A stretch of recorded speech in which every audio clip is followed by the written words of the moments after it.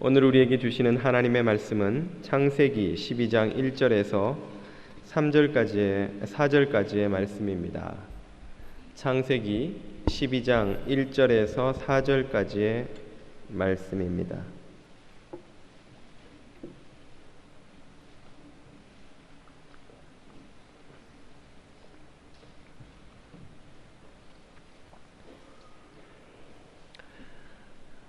창세기 12장 1절에서 4절까지의 말씀을 자매님부터 읽어보겠습니다. 시작.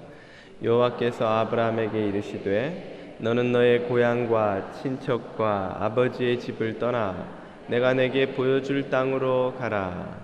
내가 너로 큰 민족을 이루고 내게 복을 주어 내 이름을 창대하게 하리니 너는 복이 될지라.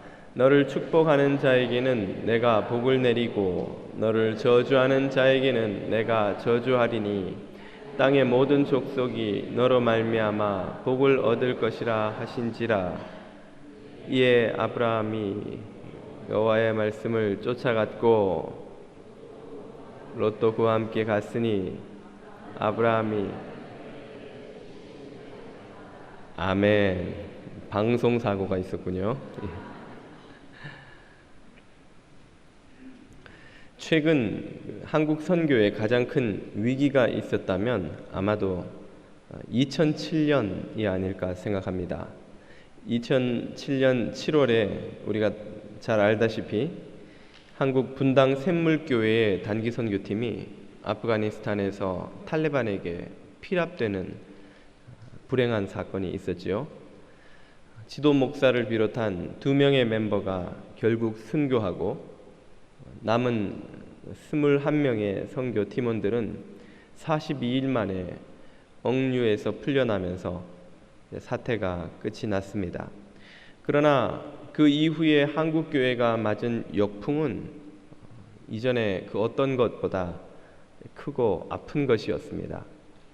한국교회는 신랄한 비판 앞에 직면하게 되었습니다.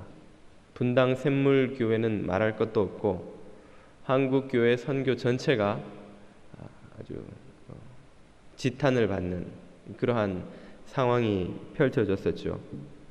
그때의 비판을 요약해 보면 크게 2가지로 설명할 수 있습니다. 첫 번째는 그렇게 위험한데 왜 갔느냐 하는 것이죠. 가지 말라는데 왜 굳이 가서 위험을 자초하고 또 국민들을 걱정하게 만드느냐 하는 것이었고, 2번째는 너희들이 간 그 선교라는 그것을 우리가 순수하게 봐줄 수가 없다 하는 것이었습니다. 그것은 순수한 봉사활동이 아니라 포교활동이지 않았느냐. 순수한 봉사활동이라면 좋은 일을 하러 갔다가 어려움을 겪었으니 이해를 하겠다마는 니네 기독교 포교 활동을 하러 가서 그런 일을 겪었으니 아무리 좋게 볼래도 좋게 봐줄 수가 없구나 하는 그런 내용이었습니다. 이 2가지 비판에 대해서 한번 잠시 생각해 보는 것으로 설교를 시작하려고 합니다. 첫 번째, 그 위험한 곳에 왜 갔느냐. 한동안은 인터넷에 이런 루머도 돌아다녔습니다. 샘물교회 단기 선교팀이 출국을 하려는데 정부가 위험을 경고하고 강력히 말렸지만 그럼에도 불구하고 선교팀은 출국을 강행해서 결국 이런 사태를 불러왔다 하는 것이었는데요. 후에 그것은 말 그대로 루머라는 것이 밝혀졌습니다. 그런 일이 있었던 것은 아니고 다만 정부에서 아프가니스탄을 위험 지역으로 분류해 놓은 것은 사실이었지요. 어쨌든 그렇다고 해도 이 위험 지역에 무모하게 들어간 것에 대해서는 변명할 말이 없었습니다. 그야말로 한국 교회는 이 충분한 검토가 없는 전략적인 준비가 없는 이 주먹구구식 선교에 대한 비판을 교계 안팎에서 일반 국민들로부터도 신랄하게 들어야 했던 것이죠. 이것은 우리 한국교회의 선교를 돌아보는, 반성하는 계기가 되었다는 점에서는 유익한 점도 있었습니다. 그간 한국교회가 19세기의 서구교회가 했던 실수를, 그 전철을 밟는, 쫓아가는 그런 모습을 보여왔던 것입니다. 공격적이고 또 무례하고 또 제국주의적이라고 흔히 표현하는, 현지인들을 존중하지 않고 마치 우월한 사람들이 열등한 사람들에게 무엇을 주러 가는 것이냐 하는 태도와, 또 현지인들의 문화, 전통을 인정하지 않고 그 모든 것이 다 그냥 미신에 속한 것인 양 배격하고 우리처럼 만드는 것을 선교인 양 오해하고 그렇게 해왔다는 것을 반성하는 계기가 되었다는 점에서는 분명히 유익한 점도 있었습니다. 흔히 한국교회에서 선교나 사역을 준비할 때 믿음으로, 오직 믿음으로 준비하고 갑시다, 그렇게 많이 주장합니다만, 내용을 천천히 들여다보면 오직 믿음으로가 아니고 무조건으로, 혹은 무대뽀로 그냥 주먹구구식으로 아무 준비도 없이 검토도 없이 속성으로 그냥 일을 진행하는 것, 그것을 믿음으로 하는 것인 양 포장해 왔던 것도 사실입니다. 그런 의미에서 모든 사역이 다 그렇지만 선교는 더더욱이나 철저히 사전 준비와 계획과 전략을 가지고 모든 사역을 진행해야 된다는 것을 다시 한번 한국교회가 깨닫게 된 것은 참 필요한 지적이었고 또 마땅히 해야 할 반성이 아닌가 생각이 됩니다. 두 번째 비판인 순수한 봉사활동이 아니라 포교활동 아니었느냐 하는 것이죠. 이런 비판을 의식한 듯이 초창 사태가 처음 발생했을 때에 샘물교회에서는 이것이 순수한 의료 봉사활동이다, 그렇게 발표를 했었습니다.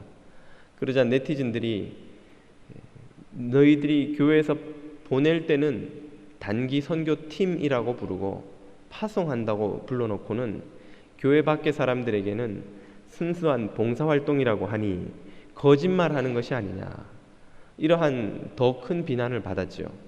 사실 그 지적은 틀리지 않습니다.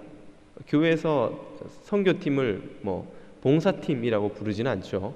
선교팀이라고 부르고, 또 우리가 궁극적으로 기대하는 것은 그 봉사활동을 통해서라도 예수님을 그들에게 전하는 것이라는 점에서는 오히려 네티즌들의 비판이 맞습니다. 그래서 뒤늦게 샘물교회나 또 TV에 등장한 여러 토론자들이, 기독교 교회 측의 토론자들은 설명하기를 교회의 선교 개념 안에는 포교활동과 봉사활동이 다 포함되어 있다. 그래서 봉사활동을 하더라도 우리는 그것을 선교라고 부른다, 이렇게 설명을 했는데 그 설명도 역시 맞는 것이라고 할 수 있겠죠. 이러한 그 오해는 이 용어에 대한 이해 차이에서 나오는 것이라고 할 수 있습니다. 방금 설명드렸듯이 교회는 선교 안에 봉사활동과 포교활동을 다 집어넣고 이해를 하지요. 그러나 교회 밖의 사람들은 봉사활동은 어떠한 종교적 색채도 띠지 않은 것이어야 한다고 생각하고, 또 종교적인 목적이 더해진 것은 포교활동이라고 보고, 그러니 그들은 또 그것을 구분해서 이해하려고 할 수밖에 없는 것이지요. 여기에는 이 선교에 대한, 그리고 전도에 대한 일반 한국인들의 거부감도 일정 부분 존재했습니다. 그간 한국 교회가 국내 전도는 물론 해외 선교를 할 때 보여왔던, 앞에서 말씀드렸던 그런 무례한 태도나 독선적인 태도, 혹은 선교의 과정에서 발생하는 여러 후유증들이 있었기 때문에 그런 것에 대한 거부감으로 인해서 선교 자체에 대해서도 그들이 거부감을 가지게 된 것이라고 볼 수 있죠. 2000년 교회 역사상 선교는 항상 여러 가지 부작용이 있었습니다. 우리는 신이 아니고 어떤 선교사도 완전치 못한 존재였기 때문에 그들의 선한 의도와는 상관없이 여러 가지 실수도 하고 잘못도 사실은 저지르고, 그래서 선교지에 많은 유익을 끼치기도 했지만 또 어려움을 준 적도 없지 않아 있었던 것도 사실이었던 것이죠. 그렇다면 우리는 이 선교의 과정에서 일어나는 부작용 때문에, 혹은 선교에 대한 사람들의 오해나 거부감 때문에 선교를 포기하는 것이 마땅하겠습니까? 혹은 선교 대신에 봉사활동으로 우리의 모든 사역을 대체하는 것이 옳은 것일까요? 그래서 이제부터는 단기 선교팀 대신에 단기 봉사팀이라고 이름을 바꾸고 사역도 바꾸어서 그렇게 보내는 것이 옳겠느냐 하는 것입니다. 이 질문에 대한 답을 하기 위해서 우리는 선교가 무엇이며 선교의 참된 의미가 무엇인지를 생각해보는 본질적인 문제로 돌아가 보아야 합니다. 선교란 무엇입니까? 선교를 통해 우리가 하고자 하는 일은 무엇입니까? 오늘 본문 말씀은 우리에게 그 답을 주고 계시는데요. 창세기 12장 1, 2, 3절은 이렇게 말씀해 주십니다. 다시 한번 읽어보시면, 여호와께서 아브라함에게 이르시되, 하나님이 아브라함을 보내시는 장면입니다. 그래서 학자들은 아브라함을 성경에 등장한 최초의 선교사라고 그렇게 소개하고 있습니다. 어디에서 어디로 보내십니까? 너는 너의 고향과 친척과 아버지의 집 갈대아 우르지요. 그 당시 메소포타미아 문명에서 가장 번성했던 도시입니다. 오늘로 치면 미국의 뉴욕이나 LA 같은 곳, 혹은 영국의 런던, 한국의 서울 같은 그런 곳이죠. 거기를 떠나 내가 너에게 보여줄 땅, 거기가 어디입니까? 가나안은 척박한 데입니다. 남아메리카 저 남쪽 어느 그 산속 마을, 혹은 저 아프리카 사하라 사막 건너 저 끝에 있는 어느 변방의 조그만 마을처럼 변방의 땅, 그곳이 바로 보여줄 땅 가나안이었습니다. 갈대아 우르에서 가나안으로 가라고 하신 것이죠. 주님이 아브라함을 최초의 선교사로 그렇게 보내신 이유가 무엇입니까? 2절과 3절에서 두 가지로 요약되어 이렇게 나옵니다. 2절, 내가 너로 큰 민족을 이루고 내게 복을 주어 내 이름을 창대하게 하리니 너는 복이 될지라. 너희에게 복을 주겠다는 거예요. 복을 주시려는 것이 첫 번째 파송의 목적입니다. 두 번째 목적이 3절에 이렇게 나옵니다. 너를 축복하는 자에게는 내가 복을 내리고 너를 저주하는 자에게는 내가 저주하리니 땅의 모든 족속이 너로 말미암아 복을 얻을 것이라 하신지라. 두 번째 목적은 바로 너 때문에 모든 족속이, 땅의 모든 민족이 복을 얻게 하려 하겠다 하는 그것이죠. 하나님이 선교사를 파송하시는 두 가지 목적은 그 자신에게 복을 주실 뿐 아니라 그를 통해서 모든 민족이 복을 받도록 하기 위해서입니다. 저주 가운데 살아가는, 죄와 죽음으로 멸망해가는 인류를 위해 복을 땅끝까지 전파하기 위해서 하나님이 하시는 일이 선교사를 파송하는 일인 것이죠. 바로 이런 관점에서 우리는 예수님이 제자들을 파송하시는 장면도 한번 살펴볼 수 있습니다. 마태복음 28장 18절에서 20절을 한번 보십시오. 예수께서 나와 말씀하여 이르시되, 하나님이 아브라함을 보내신 것처럼 예수님은 제자들을 보내고 계십니다. 하늘과 땅의 모든 권세를 내게 주셨으니 그러므로 너희는 가서 모든 민족을 하나님 여호와께서도 아브라함에게 모든 족속이 너 때문에 복받겠다 하신 것처럼 예수님도 제자들에게 모든 민족이 너희들로 말미암아 무엇이 됩니까? 제자가 되고 제자를 삼아 아버지와 아들과 성령의 이름으로 세례를 베풀고 내가 너희에게 분부한 모든 것을 가르쳐 지키게 하라. 볼지어다 내가 세상 끝날까지 너희와 항상 함께 있으리라 하시니라.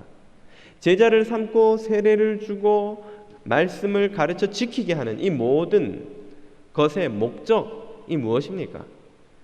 그것은 바로 세상 모든 민족에게 복을 전하는 것입니다. 복을 전하는 것. 그러므로 선교의 목적은 그들을 복되게 하는 것입니다. 그들에게 행복을 주기 위해서 선교를 하는 것이죠.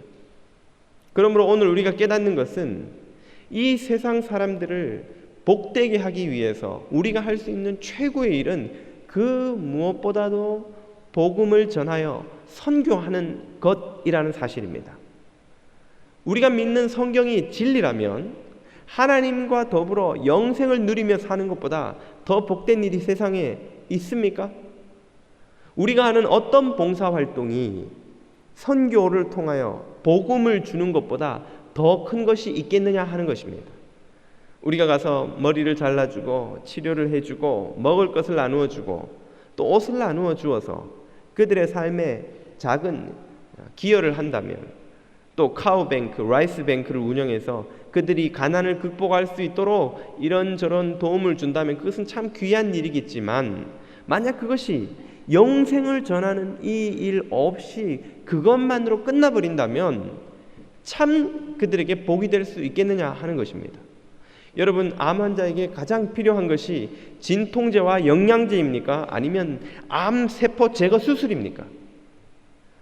아무리 진통제를 많이 놓는다고 놔준다고 한들, 아무리 이 영양제를 많이 준다고 한들 그것 먹고 암 환자가 생명을 구원받을 수 있겠느냐는 것이죠. 그에게 정말 필요한 것은 암세포를 깨끗이 제거하는 것 아닙니까? 암세포를 깨끗이 잘라내는 수술을 하지 않고 진통제를 아무리 놔본들 잠시 통증을 잊을 수는 있겠습니다. 영양제를 아무리 놔본들 잠시 기분이 좋아질 수는 있겠습니다만은 생명을 구원하지는 못하는 것 아니겠습니까? 어떤 진통제, 어떤 영양제가 암을 깨끗이 제거하는 수술보다 더 유익할 수 있겠냐는 것이죠. 우리가 믿는 성경이 진짜라면, 이것이 진리를 선포하는 것이 맞다면 우리가 확신컨대 예수 그리스도 안에 있는 생명을 주는 것보다 더 큰 복을 주는 봉사활동이 세상에 어디에 있습니까? 어떤 의료활동을 하면 영생을 대신할 수 있으며, 어떤 풍요를 주면 또 영생을 대신할 수 있으며, 어떤 친절한 섬김을 하면 영생을 대신할 그것이 또 어디에 있겠느냐는 것입니다. 이 모든 것은, 우리가 봉사활동을 통해서 줄 수 있는 모든 것은 그들 안에 생명이 들어가 거듭나면 그 자신과 가정과 민족이 복을 받아 다 거저 얻게 되는 것인데 말입니다. 그것은 교회의 역사와 선교의 역사가 우리에게 증명해 주지 않습니까? 제가 2000년대에 캄보디아에 한 반년 사는 동안 그 나라 사람들과 대화하면서 정말 우리 선조들과 우리 주님께 감사했던 일이 있습니다. 이야기를 하다 보니 1960년대에 우리는 원조가 없으면 국민의 대부분이 끼니도 해결하지 못하던 그 시대에 그 캄보디아는 이미 세계 곳곳에 쌀을 엄청나게 수출하는 수출국이었습니다. 우리보다 훨씬 잘 살았던 것이죠. 거긴 기후가 산모작이 가능한 땅이기 때문에 그냥 씨를 뿌려놓고 아무것도 안 해도 그냥 1년에 3번씩 벼를 추수할 수 있습니다. 그런 나라가 40년, 50년이 지난 오늘날 감히 캄보디아는 한국을 우러러보지도 못할 만큼 한국은 세계 10대 무역국이 되어서 엄청난 복을 누리고 있습니다. 무슨 일이 있었기 때문에 그렇게 된 것입니까? 이것이 주님이 복 주심의 결과 아닙니까? 주님이 우리 민족을 사랑해 주셨기 때문이 아닙니까? 복음이 들어오니까 모든 필요는 그 거듭난 사람들의 삶에서 하나님이 주시는 복으로 채워지는 것입니다. 이 세상에서 최고의 선물이 있다면, 최고의 복된 일이 있다면, 최고로 큰 복을 전해주는 일이 있다면 생명의 복음을 전해주는 것입니다. 그 그 복음을 받은 사람의 삶에서 일어나는 모든 축복된 일들을 우리가 봉사활동을 통해서 주어본들 복음을 주지 않는다면 그것이 무슨 의미가 있으며 또 얼마나 줄 수 있겠습니까? 우리가 뭐 우리 재산을 다 팔아서 갖다 줄 수가 있습니까? 그 어떤 것도 생명의 복음 전하는 것만큼 큰 봉사활동은 없는 것입니다. 예수 그리스도의 복음을 전하는 것만큼 더 그들을 복되게 할 수 있는 일은 이 세상에 없는 것입니다. 바로 이런 이유로 우리는 오늘도 선교사를 파송하고 있고 선교팀을 파송하고 있고 선교의 일에 헌신하고 있는 것입니다. 지난 휴가 때 저는 LA로 갔다가 친구인 문혜정 목사라는 이를 만나게 되었습니다. 그녀는 신대원 동기인데요. 지금은 치과 의사인 남편 김은우 선교사와 함께 키르기즈스탄에서 의료 선교를 하고 있습니다. 이 커플은 교회 대학부에서 만나서 서로 약속하기를 우리가 결혼을 하면 일생 하나님을 위해 살자 그렇게 작정을 하고 형제는 의대에 진학하고 자매는 신학교에 진학해서 각각 의사와 목사가 되어 졸업 후 키르기즈스탄으로 떠났었습니다. 지금은 LA 풀러 신학교에서 안식년을 맞아 공부와 재충전을 하느라고 1년 동안 LA에 머물고 있는 중에 잠시 만나고 왔습니다. 김은우 선교사의 이야기를 들으면서 참 은혜도 많이 받고 도전도 많이 받았습니다. 키르기스탄의 젊은이들이 그리스도를 모르는 젊은이들을 병원에서 훈련시키며 가르치며 그 사람들이 한 명씩 변화되어 가는 것을 보며 그것에 인생의 보람을 느낀다는 것이죠. 또 문혜정 선교사는 에너지가 남편의 몇 배가 되는 사람인데 그래서 파송될 때는 그들을 파송한 미국 선교회에서 인성 테스트를 해보고는 그 문혜정 선교사 이 아내 되는 선교사에게 거기 가지 말라고 그랬다는 거예요. 왜 못 가게 하느냐고 했더니 그 남편은 그 팀이 의료 선교팀이니까 남편은 거기 가면 할 일이 많지만 아내는 거기서 특별히 할 일이 없다는 거예요. 거기서 처치 플랜팅을 마음껏 못 하기 때문에 거의 집에서 밥만 해야 되는데 우리 그 문 목사처럼 에너지가 넘치는 자매는 거기 가면 감옥 같아서 못 견딜 거라고 그런 우려의 말을 듣고 본인이 갔다는 거예요. 근데 정말 가보니까 밥밖에 할 게 없더래요. 그러니까 스태프들 계속 밥해주는 하루 종일 밥하다 시간이 다 가는 거예요. 그래서 좀 디프레스가 되기도 했답니다.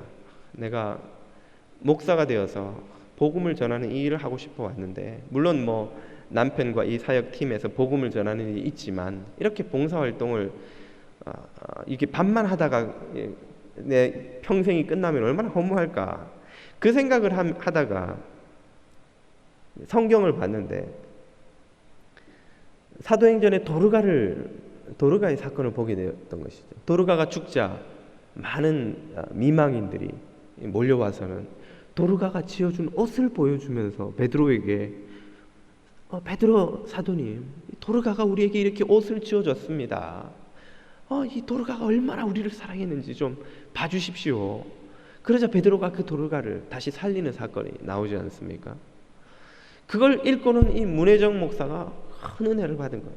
내가 죽을 때 이 키르기스탄의 젊은이들이 내 장례식에 와서 보십시오. 내가 문혜정 목사가 해준 밥을 먹고 이렇게 살이 쪘습니다. 문혜정 목사가 얼마나 우리를 사랑해서 밥을 이렇게 많이 지어준 걸 내가 기억합니다. 내 문혜정 목사 밥 때문에 예수 믿었습니다. 이런 사람들이 나오면 내 인생이 정말 가치 있고 복되지 않을까? 정말 그렇다면 내 인생이 후회가 없지 않을까?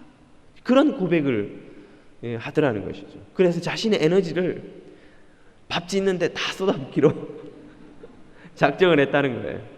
그래, 내 한번 죽을 때까지 한번 밥을 원 없이 좀 지어보자. 내가 이 젊은이들에게 말이지, 내가 밥을 한번 지어줘 보리라.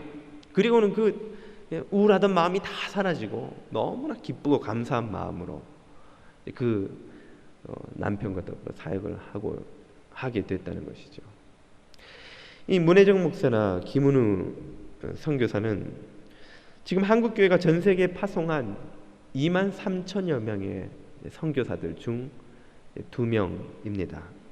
한국 교회는 미국 교회를 제외하면 전 세계에서 가장 많은 선교사들을 파송하고 있는 선교 대국입니다. 한국 장로교회가 가장 먼저 최초로 파송한 선교사는 최찬영 목사라는 분입니다. 저는 모르고 1부 때 이 설교를 했는데요, 김창일 목사님께서 나가시면서 그 최찬영 목사님이 우리 교회 2대 목사님이셨다고 가르쳐 주시더라고요. 한국 장로교 최초의 선교사와 우리 교회가 또 인연이 있구나, 그걸 새삼 깨닫게 됐습니다. 이분은 1955년에 장로의 신학대학을 졸업하고 LA에 있는 풀러 신학교에서 전액 장학금을 받고 공부하기로 입학 허가를 받아놓고, 또 아내인 의사는 그 LA 북쪽에 파사디나라는 데가 있습니다. 거기 한 병원에서 일하도록 그렇게 또 그 풀러 총장의 도움으로 일자리도 얻어놓고, 그리고는 미국 유학길에 막 오르려는데 총회 선교부에서 연락이 온 것이죠. 우리 장로교회가 최초의 해외 선교사를 파송하려고 하는데 최 목사님 네 분이 좀 나가주시면 안 됩니까? 그래서 이 네 분이 곰곰이 기도를 하고는 이것이 하나님의 보내심이라는 확신을 가지고 모든 인생의 계획을 접고 그 해에 태국으로 떠나서 1992년에 76세의 일기로 은퇴하실 때까지 평생을 태국과 라오스에서 선교와 또 성서공회 사역을 하면서 사셨습니다. 이런 분들이 자신들의 삶을 들여 오늘 또 예수 그리스도의 복음을 땅끝까지 전하려 하는 이유가 무엇입니까? 그것은 예수 그리스도의 복음 안에 최고의 행복이 있기 때문입니다. 최고의 복된 삶이 그 안에 있기 때문입니다. 그 복을 우리와 우리 민족은 얼마나 많이 누렸습니까?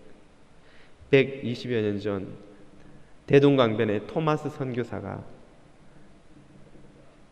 성경을 뿌리며 죽어갔을 때 그 성경을 주워 들고 온 사람들이 집에 가서 그 성경을 읽다가 그 성경을 찢어서 벽지로 붙여놓고 누워서 그 한글 성경을 읽다가 회심한 사람들이 한국 교회 최초의 신도들이 되어서 그들을 통하여 오늘 저와 여러분과 우리 민족이 얼마나 큰 복을 누리고 있습니까?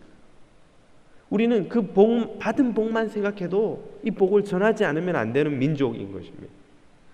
주님은 오늘도 우리에게 예수 그리스도 안에 있는 세상 무엇과도 비교할 수 없는 참되고 영원한 복을 세상 끝까지 모든 민족에게 전하라고 우리를 부르고 계시기 때문에 오늘 우리는 선교를 하는 것입니다. 오늘 우리는 선교사들을 파송하고 후원하고 기도하고 작은 힘이나마 모아서 열매를 맺으려고 하는 것입니다. 바로 이런 이유로 우리는 이번 토요일에도 엘살바도르 선교팀과 네이티브 아메리칸 팀을 파송하려고 하는 것이죠. 또 이런 이유로 우리는 힘을 모아 그들을 후원하고 기도하고 선교에 동참하고자 하는 것입니다. 선교는 이 세상의 복을 전하시는 하나님의 방법입니다. 그리고 우리 교회는 바로 그 선교를 위해 존재하는 공동체입니다. 우리 주님 다시 오실 때까지 이 세상 모든 민족, 모든 사람들이 주님의 복음을 듣게 될 그날까지 우리는 쉬지 않고 이 복음을 전해야 할 것입니다. 그것이 우리들의 존재의 이유인 것입니다. 주님 다시 오시는 그날까지 선교를 쉬지 않는 저와 여러분 되시기를 축원드립니다.